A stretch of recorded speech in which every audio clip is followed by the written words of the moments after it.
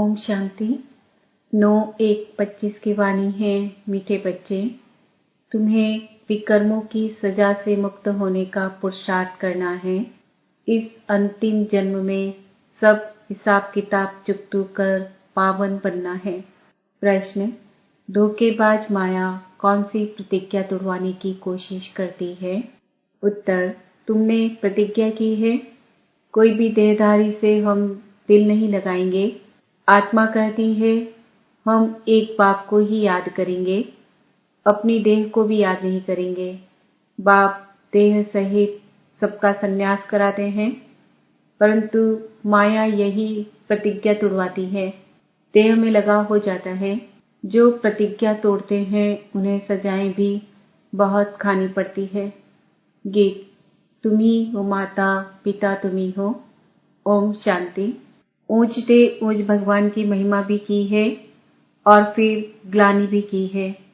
अब ऊंचते ऊंच बाप खुद आकर परिचय देते हैं और फिर जब रावण राज्य शुरू होता है तो अपनी ऊंचाई दिखाते हैं। भक्ति मार्ग में भक्ति का ही राज्य है, इसलिए कहा जाता है रावण राज्य। वह राम राज्य, यह रावण राज्य। राम और रावण की ही भेंट की जाती है। बाकी वह राम तो त्रेता का राजा हुआ, उनके लिए नहीं कहा जाता। रावण है आधा कल्प का राजा। ऐसे नहीं कि राम आधा कल्प का राजा है, नहीं, यह डिटेल में समझने की बातें हैं। बाकी वह तो बिल्कुल सहज बात है समझने की। हम सब भाई भाई हैं, हम सबका वह बाप एक निराकार है। बाप को मालूम है इस समय हमारे सब बच्चे रावण की जेल में हैं, कामचिता पर बैठ सब काले हो गए हैं, यह बाप जानते हैं। आत्मा में ही सारी नॉलेज है ना, इसमें भी सबसे जास्ती महत्व देना होता है आत्मा और परमात्मा को जानने का। छोटी सी आत्मा में कितना पाठ मुंधा हुआ है जो बजाती रहती है। देह अभिमान में आकर पाठ बजाते हैं तो स्वधर्म को भूल जाते हैं। अब बाप आकर आत्म अभिमानी बनाते हैं, क्योंकि आत्मा ही कहती है कि हम पावन बने। तो बाप कहते हैं माँ में कम याद करो। आत्मा पुकारती है हे परम पिता, हे पतित पावन, हम आत्माएं पतित बन गए हैं, आकर हमें पावन बनाओ। संस्कार तो सब आत्मा में है ना। आत्मा साफ कहती है हम पतित बने हैं। पतित उनको कहा जाता है जो विकार में जाते हैं। पतित मनुष्य पावन निर्विकारी देवताओं के आगे जाकर मंदिर में उनकी महिमा गाते हैं। बाप समझाते हैं बच्चे, तुम ही पूज्य देवता थे, 84 जन्म लेते लेते नीचे जरूर उतरना पड़े। यह खेल ही पतित से पावन, पावन से पतित होने का है।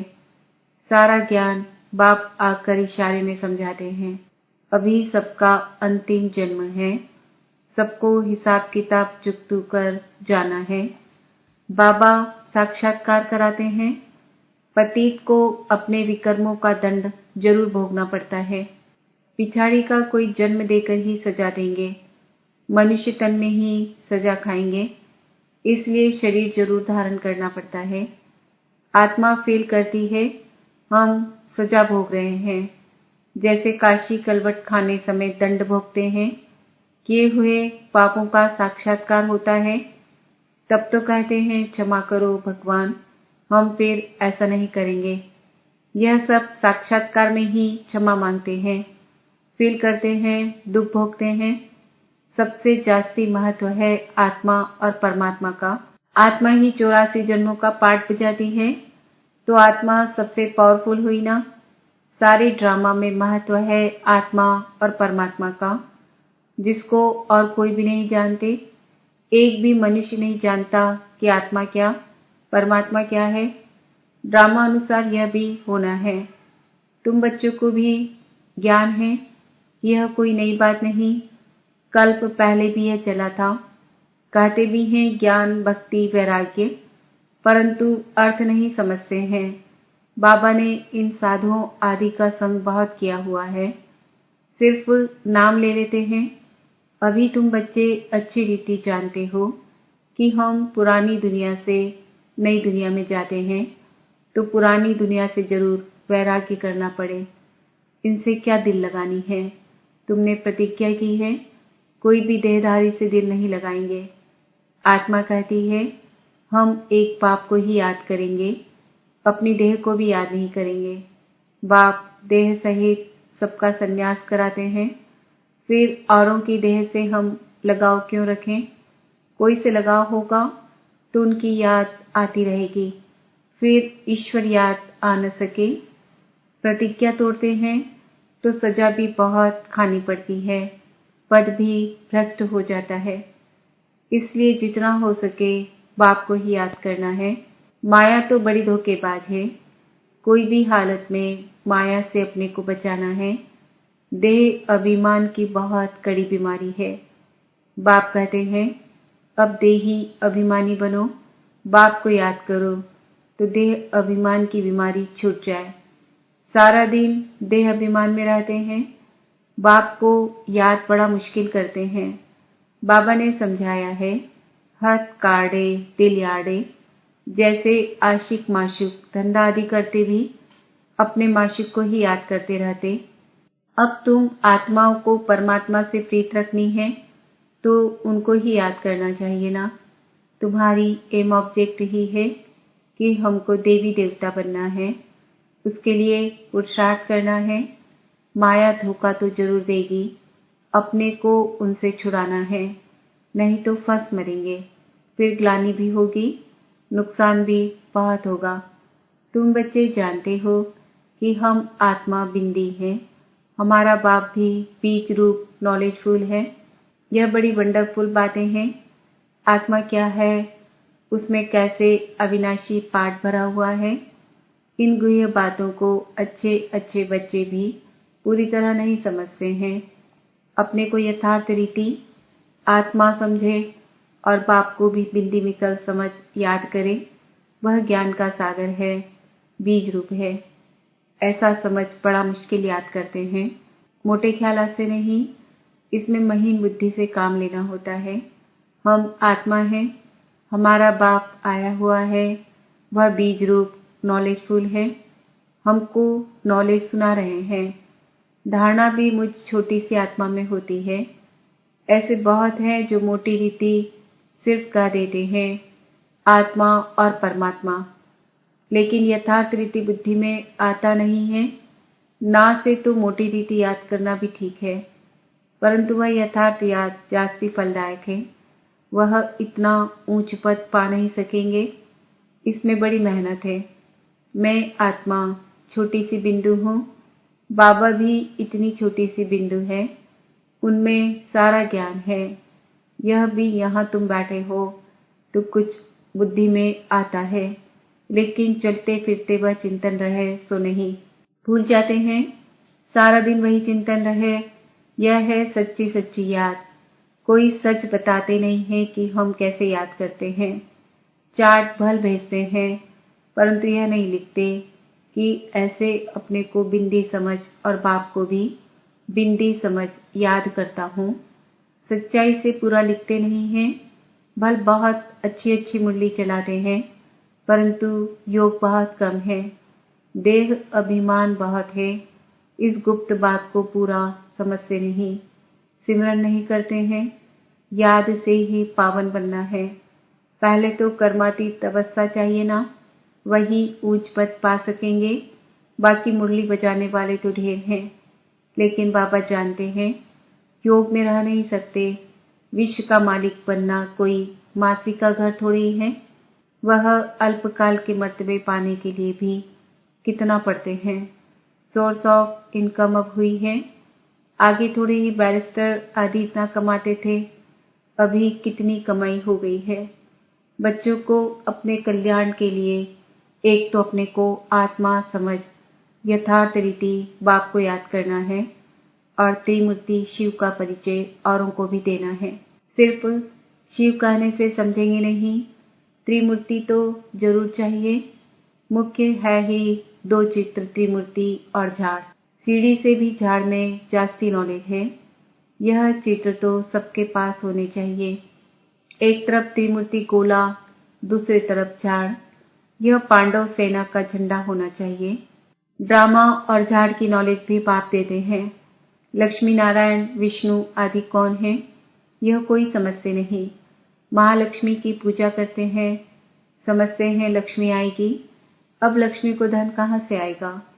4 भुजा वाले, 8 भुजा वाले कितने चित्र बना दिए हैं, समझते कुछ भी नहीं। 8-10 भुजा वाला कोई मनुष्य तो होता नहीं। जिसको जो आया सो बनाया, बस चल पड़ा। कोई ने मत दी कि हनुमान की पूजा करो, बस चल पड़ा। दिखाते हैं संजीवनी बूटी ले आया, उसका भी अर्थ तुम बच्चे समझते हो। संजीवनी बूटी तो है मन मना भाव। विचार किया जाता है, जब तक ब्राह्मण न बने, बाप का परिचय न मिले, तब तक वर्थ नॉट ए पैनी है। मर्तबे का मनुष्यों को कितना अभिमान है, उन्हों को तो समझाने में बड़ी मुश्किलात है। राजा स्थापन करने में कितनी मेहनत लगती है, वह है बाहुबल, यह है योग बल। यह बातें शास्त्रों में तो है नहीं। वास्तव में तुम कोई शास्त्र आदि रेफर नहीं कर सकते हो। अगर तुमको कहते हैं तुम शास्त्रों को मानते हो, बोलो हाँ, यह तो सब भक्ति मार्ग के हैं। अभी हम ज्ञान मार्ग पर चल रहे हैं। ज्ञान देने वाला ज्ञान का सागर एक ही बाप है। इनको रूहानी ज्ञान कहा जाता है। रूह बैठ रूहों को ज्ञान देते हैं, मनुष्य को देते हैं। मनुष्य कभी स्पिरिचुअल नॉलेज दे न सके। ज्ञान का सागर पतित पावन, लिबरेटर, सदगति दाता एक ही बाप है। बाप समझाते रहते हैं, यह करो। अब देखें शिव जयंती पर कितना धर्मचक्र मचाते हैं। ट्रांसलाइट के चित्र छोटे भी हों, जो सबको मिल जाए। तुम्हारी तो है बिल्कुल नई बात, कोई समझ न सके। खूब अखबारों में डालना चाहिए, आवाज करना चाहिए। सेंटर्स खोलने वाले भी ऐसे चाहिए। अभी तुम बच्चों को ही इतना नशा नहीं चढ़ा हुआ है। नंबरवार पुरुषार्थ अनुसार समझाते हैं। इतने ढेर ब्रह्मा कुमार कुमारियां हैं। अच्छा, ब्रह्मा का नाम निकाल, कोई का भी नाम डालो। राधे कृष्ण का नाम डालो। अच्छा, फिर ब्रह्मा कुमार कुमारियां कहाँ से आएंगे। कोई तो ब्रह्मा चाहिए ना, जो मुख वंशावली बीके हो। बच्चे आगे चलकर बहुत समझेंगे। खर्चा तो करना ही पड़ता है। चित्र तो बड़े क्लियर है। लक्ष्मी नारायण का चित्र बहुत अच्छा है।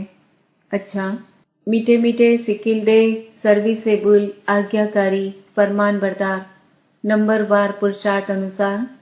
बच्चों प्रति माता पिता बाप दादा का याद प्यार और गुड मॉर्निंग। रूहानी बाप की रूहानी बच्चों को नमस्ते। हम रूहानी बच्चों की रूहानी माता पिता बाप दादा को याद प्यार गुड मॉर्निंग नमस्ते ओम शांति। धारणा के लिए मुख्य सार। कर्मातीत बनने के लिए बाप को महीन बुद्धि से पहचान कर यथार्थ याद करना है। पढ़ाई के साथ साथ योग पर पूरा अटेंशन देना है। स्वयं को माया के धोखे से बचाना है। कोई की भी देह में लगाव नहीं रखना है। सच्ची प्रीत एक बाप में रखनी है। देह अभिमान में नहीं आना है। वरदान। ब्रह्म मुहूर्त के समय वरदान लेने और दान देने वाले बाप समान वरदानी महादानी भव। ब्रह्म मुहूर्त के समय विशेष ब्रह्मलोक निवासी बाप ज्ञान सूर्य की लाइट और माइट की किरणें बच्चों को वरदान रूप में देते हैं। साथ साथ ब्रह्मा बाप भाग्य विधाता के रूप में भाग्य रूपी अमृत बांटते हैं। सिर्फ बुद्धि रूपी कलश अमृत धारण करने योग्य हो, किसी भी प्रकार का विघ्न या रुकावट न हो, तो सारे दिन के लिए श्रेष्ठ स्थिति व कर्म का मुहूर्त निकाल सकते हो। क्योंकि अमृत वेले का वातावरण ही वृत्ति को बदलने वाला होता है, इसलिए उस समय वरदान देते हुए दान दो, अर्थात वरदानी और महादानी बनो। स्लोगन। क्रोधी का काम है क्रोध करना और आपका काम है स्नेह देना। अपनी शक्तिशाली मनसा द्वारा प्रकाश देने की सेवा करो। अब स्व कल्याण का ऐसा श्रेष्ठ प्लान बनाओ जो विश्व सेवा में प्रकाश आपे ही मिलती रहे। अभी उमंग उत्साह से अपने मन में यह पक्का वायदा करो कि हम बाप समान बनकर ही दिखाएंगे। ब्रह्मा बाप का भी बच्चों से अति स्नेह है, इसलिए एक एक बच्चे को इमर्ज कर विशेष समान बनने की प्रकाश देते रहते हैं। ओम शांति। आज का समान है, मैं आत्मा बाप समान वरदानी महादानी हूँ।